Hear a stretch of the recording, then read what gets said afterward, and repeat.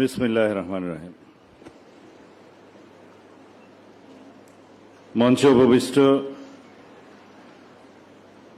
স্বদেশ প্রত্যাবর্তনের পরে প্রথমবারের মতো ইঞ্জিনিয়ার্স ইনস্টিটিউটের আপনি এসেছেন আমাদের মাননীয় প্রধানমন্ত্রী, বিএনপির চেয়ারপারসন, এদেশের মানুষের আশা আকাঙ্ক্ষার প্রতীক জনাব তারেক রহমান, উপস্থিত বিএনপির সম্মানিত মহাসচিব, স্থায়ী কমিটির সম্মানিত নেতৃবৃন্দ, সদস্যবৃন্দ, সম্মানিত আলোচকবৃন্দ, আজকের এই আলোচনা সভায় আগত মাননীয় মন্ত্রীবর্গ, উপদেষ্টাবৃন্দ, সর্বস্তরের দলের নেতৃবৃন্দ, সম্মানিত মেহমানগণ, সাংবাদিক বন্ধুগণ, আসসালামু আলাইকুম রহমতুল্লাহ। সংক্ষিপ্ত আলোচনা করব, আমাদের সিনিয়র নেতৃবৃন্দ অপেক্ষায় আছেন, আলোচনা করবেন। বিশেষ করে আজকে আমরা আমাদের নেতা জনাব তারেক রহমানের বক্তব্য শুনব, কিন্তু দুই একটি কথা রেকর্ডের জন্য না বললে নয়, সেই জন্য বলি। বাংলাদেশের ইতিহাস, বাংলাদেশের স্বাধীনতা ঘোষণার ইতিহাস, স্বাধীনতা যুদ্ধের ইতিহাস, মুক্তিযুদ্ধ এবং বিজয়ের ইতিহাস, শহীদ রাষ্ট্রপতি জিয়া রহমানের ইতিহাস,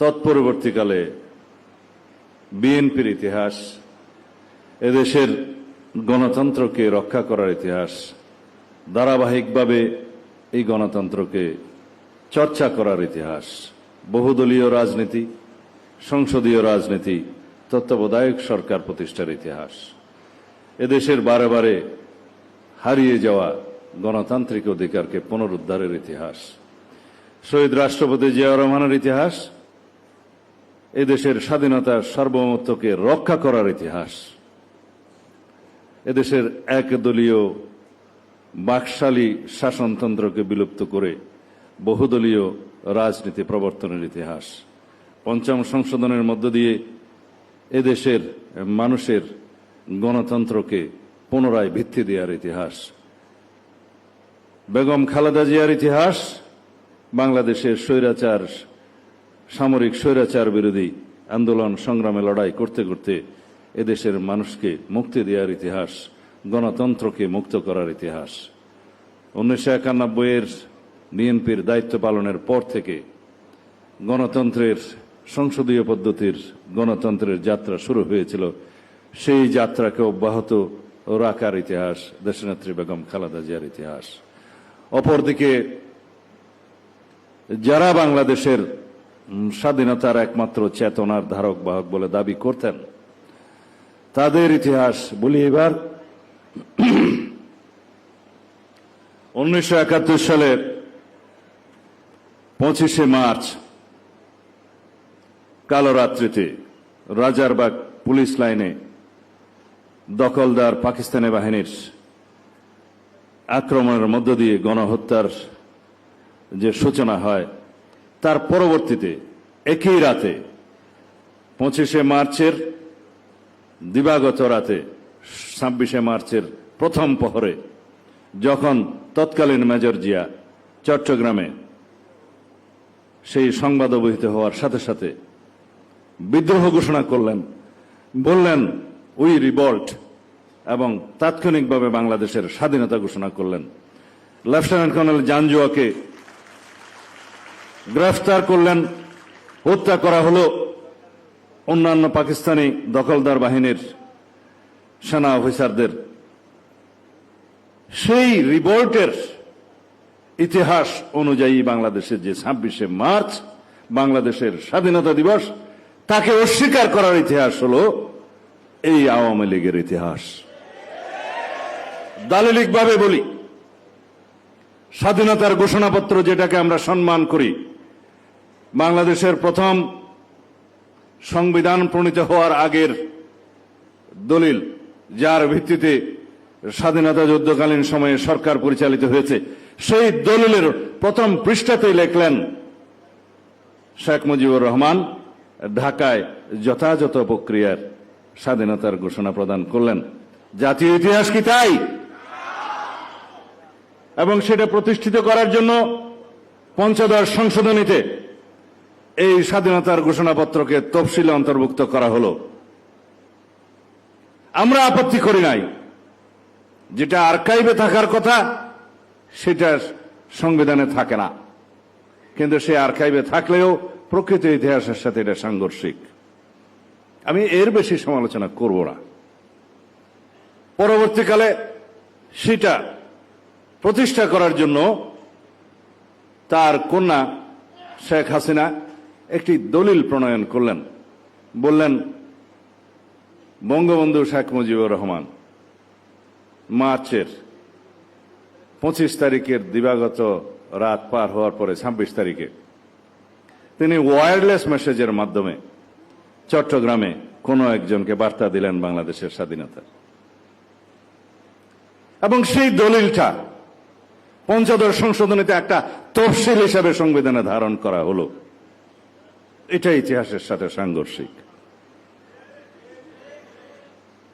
বাংলাদেশের স্বাধীনতা মিথ ও দলিল নামে একটি গবেষণাধর্মী পুস্তক প্রকাশিত হয়েছে। মাসুদুল হক সম্ভবত সাংবাদিক। সেই পুস্তকে সমস্ত গবেষণার লিপিবদ্ধ করা হয়েছে। কাদের সাক্ষাৎকার আওয়ামী লীগের তৎকালীন নেতৃবৃন্দ সহ সেই টিএনটি অফিসারদের যেখানে পাঠানো হয়েছে বলে বলা হলো, সবার সাক্ষাৎকার নেওয়া হয়েছে। ঘটনা হলো টিএনটি অফিসেই বন্ধ ছিল, ঢাকা থেকে বেতার যোগাযোগ বন্ধ ছিল। সমস্ত মিথ্যা বয়ান দলিল ওখানে তাদের সাক্ষাৎকার সহ লিপিবদ্ধ করে ঐতিহাসিকভাবে মিথ ও দলিল নামে পুস্তক প্রকাশিত হল। আজ পর্যন্ত সেটার কন্ট্রারি কোন দলিল বই লিখিত হয়নি। আমরা বলি দলিল ভিত্তিক, ইতিহাস ভিত্তিক, প্রকৃত ইতিহাস ভিত্তিক কথা। যাই হোক, বাংলাদেশের স্বাধীনতার ঘোষণা কে দিয়েছিলেন সারা পৃথিবীতে দালিলিকভাবে সেটা প্রমাণিত হয়েছে। আপনারা দয়া করে কথা বলবেন না। তৎকালীন প্রধানমন্ত্রী ভারতের ইন্দিরা গান্ধী আন্তর্জাতিক সম্মেলনে তখন স্বীকৃতি দিয়েছেন যে মেজর জিয়াউর রহমান নামে একজন বাংলাদেশের স্বাধীনতার ঘোষণা দিয়েছেন। পুস্তক প্রকাশিত হয়েছে ভারত সহ অন্যান্য জায়গা থেকে। আমি অনেক লেখকদের নাম বলতে পারি। এবং তৎকালীন শহীদ রাষ্ট্রপতি জিয়াউর রহমানকে যখন ভারতে সম্বর্ধনা দেওয়া হয় 1977 সালে, তখনকার রাষ্ট্রপতি তিনি তার স্পিচে বললেন, আমার সৌভাগ্য হয়েছে সেই ব্যক্তিকে আজকে সম্বর্ধনা দেওয়ার। আমি ইংরেজিটা বলছি না, যিনি বাংলাদেশের স্বাধীনতার ঘোষণা দিয়েছিলেন। শহীদ রাষ্ট্রপতি জিয়াউর রহমানকে প্রেসিডেন্ট হিসেবে যখন তিনি সম্বর্ধনা দেন, আমরা বলছি না, আন্তর্জাতিক বিশ্ব বলছে, দলিল বলছে, কিতাব বলছে, ঘটনা প্রবাহ বলছে। বাংলাদেশের মানুষ যেটা জানে, কানে শুনেছে, স্বাধীনতার ঘোষণা কালুরঘাট বেতার কেন্দ্র থেকে। হ্যাঁ, 26 তারিখের পরে 27 তারিখে officially professional head of the state হিসাবে তৎকালীন মেজর জিয়া স্বাধীনতার ঘোষণা দেন। সারা পৃথিবীতে সেটা প্রচারিত হয়েছে বেতার তরঙ্গের মধ্য দিয়ে, এবং সারা বিশ্বের সহায়তা কামনা করেন। তার পরবর্তীতে তৎকালীন জাতীয় নেতা শেখ মুজিবুর রহমানের নামে তিনি আবার স্বাধীনতার ঘোষণাটি সংশোধন করে প্রচার করলেন। এখানে তো কৃতিত্বের কিছু নাই, যা সত্যি তাই প্রকাশিত হবে। তিনি বললেন, on behalf of Sheikh Mujibur Rahman, our national leader, I declare hereby the independence of Bangladesh. এটা সত্য কথা, সত্য ইতিহাস। কিন্তু না, আওয়ামী ফ্যাসিবাদী শক্তি কখনোই কোনো কৃতিত্ব কাউকে দিতে রাজি না। সবকিছু তাহার পিতার কৃতিত্ব। অতঃপর বিএনপির ইতিহাস 1979, 1990 এবং তৎপরবর্তীতে ফ্যাসিবাদ বিরোধী আন্দোলন সংগ্রামে নেতৃত্ব দেওয়ার ইতিহাস 2024 সালে আমাদের নেতা জনাব তারেক রহমানের সক্রিয় নেতৃত্বে, দেশনেত্রী বেগম খালেদা জিয়ার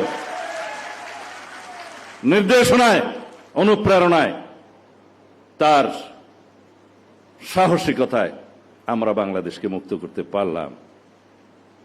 অবশ্যই ছাত্র গণঅভ্যুত্থানে যারা শহীদ হয়েছেন, ভূমিকা রেখেছেন, ছাত্র নেতৃবৃন্দ যারা নেতৃত্ব দিয়েছেন, সকলের অবদানের প্রতি আমরা স্বীকৃতি দেই। এটাই আমাদের উদারতা। আমরা কারো বিজয়কে ছিনিয়ে নিতে চাই না, কারো ভূমিকাকে আমরা কেড়ে নিতে চাই না, কিন্তু সবাই মিলে ৭১কে আমরা আগে সম্মান করব, বাংলাদেশের স্বাধীনতা মুক্তিযুদ্ধের ইতিহাসকে সমুন্নত রাখব। তারপরে আসবে ৭৫, ৭৯, ৯০, ২৪, সকল কিছু। কিন্তু যারা সংবিধানের প্রস্তাবনায় ২৪ এবং ৭১ একসাথে দেওয়ার জন্য প্রস্তাব করেছিলেন, সেই বন্ধুদের উদ্দেশ্যে বলছি, ৭১ কখনো অন্য কোনো ইতিহাসের সাথে মিলবে না। বাংলাদেশের সবচেয়ে গৌরবজনক অর্জন বাংলাদেশের স্বাধীনতা, মুক্তিযুদ্ধ, স্বাধীনতা সংগ্রাম এবং স্বাধীনতা যুদ্ধ। একটা স্বৈরাচারকে, ফ্যাসিস্ট সরকারকে পতনের জন্য যে আন্দোলন হয়েছে, সেটা কেবল জনদাবির মুখে স্বৈরাচার পতন আন্দোলন। স্বৈরাচারের পতন হয়েছে, রাষ্ট্র নতুনভাবে বিনির্মিত হয়নি। রাষ্ট্র আমাদের ছিল, অর্জিত হয়েছে লক্ষ প্রাণের বিনিময়ে। সেই রাষ্ট্রের স্বাধীনতা সার্বভৌমত্বকে রক্ষা করতে হবে। কোন স্বৈরাচার যাতে বাংলাদেশে পুনরায় প্রতিষ্ঠিত না হয়, আগমন না হয়, উৎপাদন না হয়, উৎপত্তি না হয়, সেই লক্ষ্যে আমরা গণতান্ত্রিক চর্চা করতে থাকব। গণতান্ত্রিক সংস্কৃতির প্রবর্তন এবং চর্চার মধ্য দিয়ে, লালনের মধ্য দিয়ে আমরা সংসদে সেই সমস্ত সকল কার্যক্রম আলোচনার মধ্য দিয়ে, সমঝোতার মধ্য দিয়ে রাষ্ট্রকে এগিয়ে নিয়ে যাব। ধন্যবাদ আপনাদের সবাইকে।